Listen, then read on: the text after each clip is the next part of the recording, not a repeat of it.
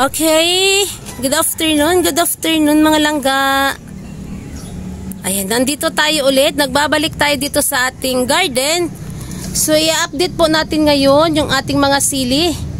Noong nakaraan, na naligo tayo sa ulan dahil nagtanim tayo ng mga sili. So, ayan na po sila. I-update na natin sila dahil malalago na po sila. Napakalago na po nila. Ayan na po sila, oh. Ayan, nalapitan po natin sila. Napakaganda po ng kanilang mga dahon. Ayan, wow, look at that. Namumulaklak na po yung mga sili. Ayan, nalapitan natin yung kanilang mga dahon.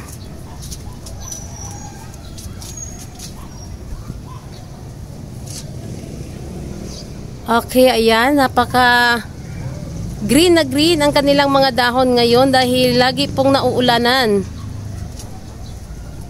Pwede na po silang pitasin yung kanilang mga talbos. Magtitinula tayo, napakasarap po yan, yung pang tinula. Itong ating mga sili labuyo. Yan po ang aking mga itanim dito dahil target ko po talaga dito sa mga dahon ng ating mga sili pang tinula. Ayan, napakaganda. Pag ito po ay napitasan natin at na bawasan ng mga dahon, yan po ay lalo silang magkaroon ng mga tangkay. Lalo po silang tataba. Lalo po silang dadami. Dadami ang kanilang mga talbos. Yan po ang ginawa ko nung una.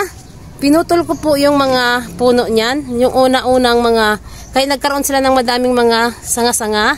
Dahil yan po ay pinutulan ko. So, ayan po ang nagiging resulta.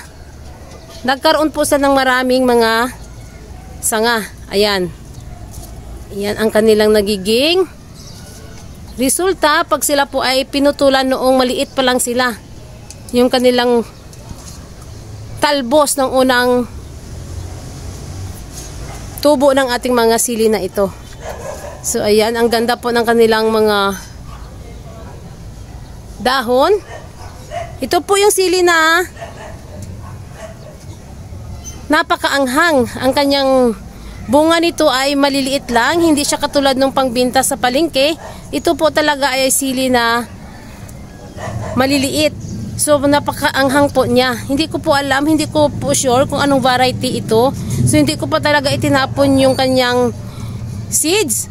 Yung una na nag-vlog tayo nito, ito po yung sili na binlag natin nakaraan na madami po siyang nagiging bunga. So ang kanyang bunga ay maliliit lang pero napakaanghang po niya. Ayan, ito po yung sili na tumubo lang po sa aking mga paso dito. Hindi ko alam kung gawa ng ibon. Natubo lang siya sa aking mga paso. Ayan, dito sa banda rito, ayan, meron tayong tumubo na kamatis. Ayan, so ang kamatis na yan, tumubo lang po siya dyan sa mga paso na yan. Ayan. Ayan, itong kapartner niya. Itong kamatis na itong nandito sa kabila, nagkaroon po siya ng sakit. Nagkaroon siya ng, hindi ko maintindihan kung anong nangyari. Pinutol ko po siya dyan banda. Nagkaroon po siya ng sanga. Kaya ang ganito po ang nangyari. So, ang ibig sabihin, pag yung ating mga kamatis pala, pag nagkaroon siya ng sakit, huwag po niyong bunutin. Ang gagawin nyo, putulin nyo lang po yung mayroong sakit. Ayan, dyan banda, putulin nyo lang, magkakaroon po siya ng mga panibagong usbong. Ayan, ganyan po. Napakaganda ng kanyang usbong, mamumulaklak na siya. Ayan, 2 piraso lang po ang kanilang, dito, kamatis na tumubo. Hindi ko na lang po siya binunot. Ayan, itong isa na to, dire-diretso po ang kanyang paglaki. Ayan, namumulaklak na siya. Sana naman, kahit papaano magbunga siya dahil magkasama siya dito sa mga sili. Ayan, sana nagbunga siya. Magbubunga na sana siya dahil medyo maganda naman po ang kanyang nagiging tubo. So dito banda sa 3 paso na ito, yan po ang aking mga sili sigang. Ito po yung sili sigang ko na akala ko hindi talaga sila mabubuhay dahil inabutan po ito ng tag-init. So nang itinanim ko sila, sobrang init, akala ko ay hindi po sila mabubuhay. So ngayon, ayan, nakaka-recover na po sila yung kanilang mga dahon. Mas nauna ko po silang naitanim kaysa dito sa mga sili labuyo na iyan. So ito na po sila. 3 puno lang po ang aking naitanim dito, pero napakaganda na po ngayon nila. Nagbubulaklak na sila.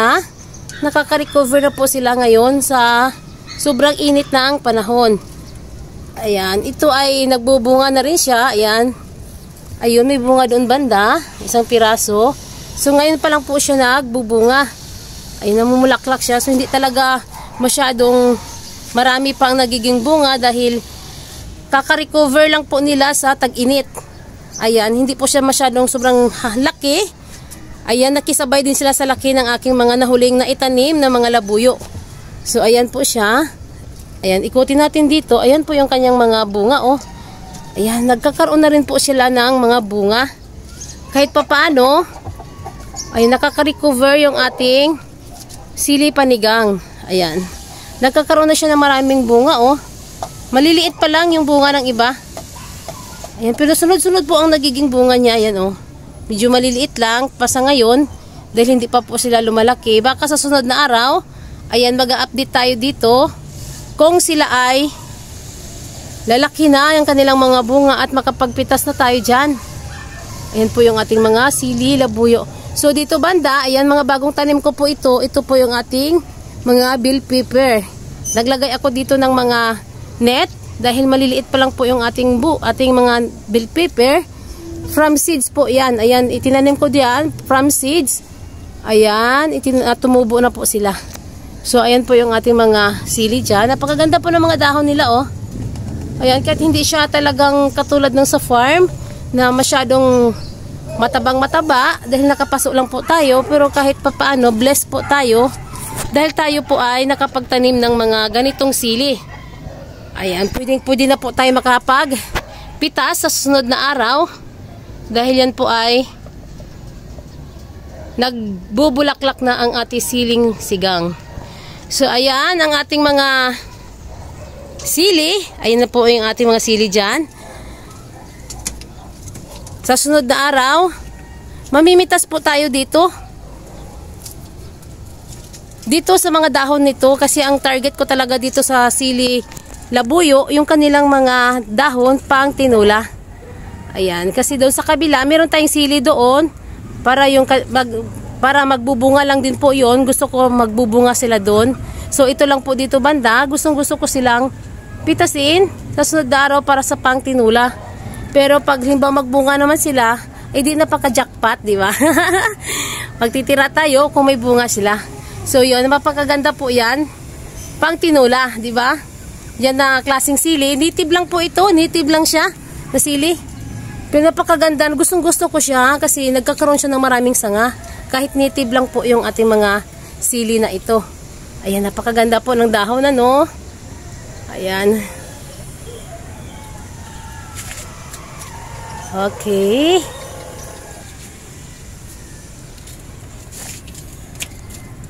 Ayan, ayan po yung ating pinagtaniman ng ating mga sili, oh. Yan, yung mga paso na yan. So, nagdagdag na po ako nakaraang araw dyan ng mga matatabag lupa. Okay, ayan. Puno na po ang kanilang mga paso. Nagdagdag na po ako dyan ng mga magagandang lupa. Okay, hapon na po ngayon, kaya medyo padilim na. So ngayon tayo nag-update ng ating mga sili. Ay napag-isipan kong i-update dahil natutuwa ako sa kanila, nakita ko dahil may bunga na po yung ating mga sili sigang. Ayan. Okay. At sa susunod na araw, mag-update tayo dyan kung tayo ay makapagpitas na ng mga sili sigang. At saka magpipitas din tayo ng ating mga sili labuyo para tayo ay magtitinula ng manok. Yan, napakasarap po yan.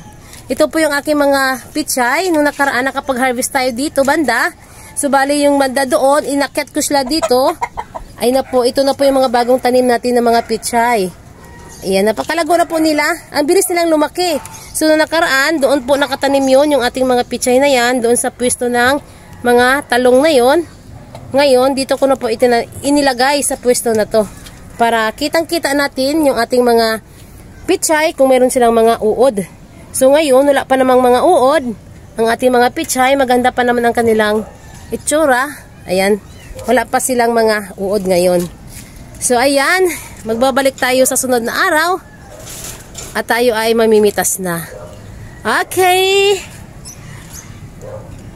At tayo ay magtatapos na sa ating pagbibideo dahil magtatapos muna tayo sa pagdidilig. Hindi pa po lahat nadidiligan ang ating mga tanim. Ayan, thank you sa inyong lahat sa walang sawang panonood sa aking mga vlog. Please subscribe my channel, In Thy Name's Rooftop Garden. Bye!